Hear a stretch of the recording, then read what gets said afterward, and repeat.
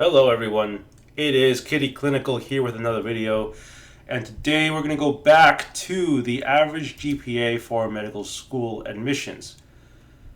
So yep, this is our same article from MedEdits.com talking about medical school admissions, talking about the MCAT, talking about the GPA, and as I mentioned before, when I took the MCATs, it was scored out of 45. Today, it's scored out of 528, I think. What we do know is 511 is the competitive score here. So now we're on the GPA section here, and we're talking about the overall GPA, BCPM, this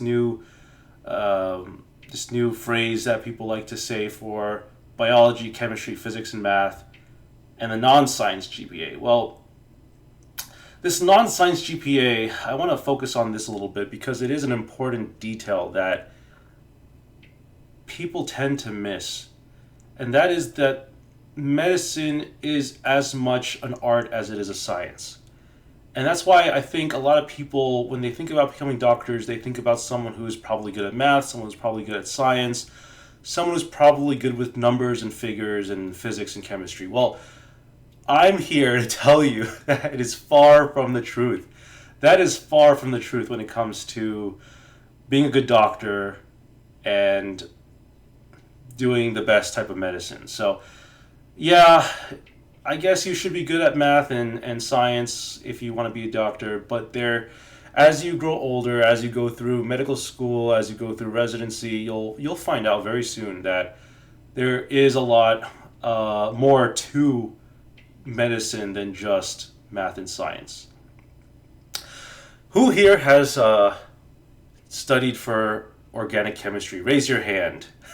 Raise your hand if you struggled with organic chemistry.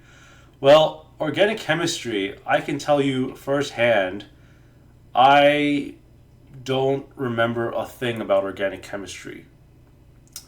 I barely remember chemistry and physics. I do know the periodic table of elements. I do know, your basic E equals mc squared, your basic force and gravity and all that stuff. I know all that stuff, the basics, but it's not that important. I don't know what to say. It's not that important when you are actually practicing medicine.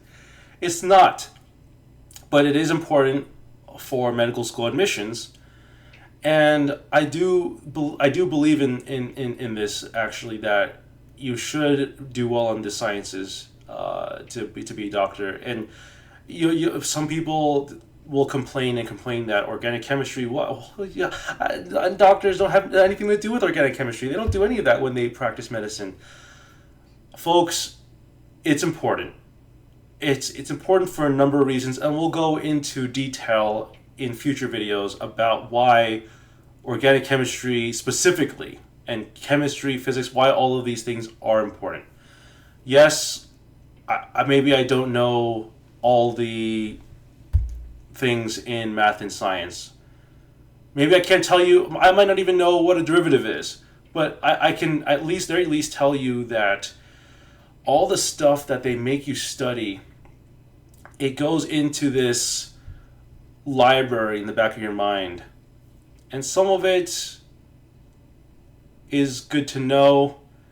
Some of it might never come up in your training. But look, for the SATs, right? You studied the SATs, you studied all these words for the SATs. All that information, probably you don't remember all of it when you are in college or even after college. It's important to know that stuff at the time, but it might not necessarily translate in your own practice. And we'll go into future videos about why that is. I have a whole series that I'm preparing for explaining all of this, but fair be it to say that you should at least do well on your courses in college, do well on your science and your non-science GPA, and know that English literature, that entire other half of the brain, is still there, it's still working, and it's still important. And it's the part of the brain that once they screen you out, once they screen all the people out who didn't score as well in the MCATs, once you're in on the past the threshold of, okay, your MCAT score is good enough, let me look at your application. That is when the people skills, the communication skills, the English, the reading, all that stuff comes into play. Hope you enjoyed this video, folks. Let me know in the comments down below if you have any questions, and I will see you in the next one.